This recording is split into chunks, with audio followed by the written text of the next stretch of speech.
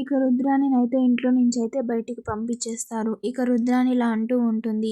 నేను ఆ ఇంట్లోనే ఉండాలి, ఆ ఇంట్లోనే చిచ్చు పెట్టాలిరా రాహుల్ అని ఇక రాహుల్‌తో అయితే అంటూ ఉంటుంది.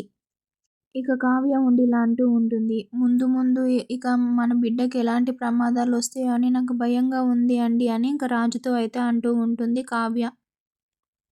బంధాలని, బంధుత్వాలని అన్నీ తెంచేసుకోవాలిరా రాహుల్.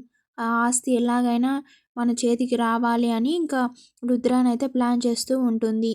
రాహుల్ ఉండి ఇలా అంటూ ఉంటాడు. ఆస్తినే కాదు మమ్మీ ఆ రాజ్ లైఫ్‌నే మొత్తం అల్లకల్లోలం చేస్తా అని ఇంకా శపథం చేస్తూ ఉంటాడు రాహుల్. కావ్యకి లైఫే లేకుండా నేను చేస్తానని అంటూ ఉంటుంది. ఇక కావ్య అయితే ఇలా అడుగుతూ ఉంటుంది రాజ్‌ని. నేను ఏ రోజు జన్మనిచ్చినా ఆ రోజు మీరు నా పక్కల ఉండాలి అండి అని ఇక రాజ్‌నైతే అడుగుతూ ఉంటుంది. ఇక రాజుతో ప్రమాణం చేయించుకుంటుంది ఉంటారు కదా అని. ఇక రాజు అయితే ప్రమాణం అయితే చేస్తాడు కావ్యకి. ఇక చూద్దాం నెక్స్ట్ ఎపిసోడ్‌లో ఏమవుతుందో. ప్లీజ్ అంతవరకు subscribe my channel for more videos and do support me guys.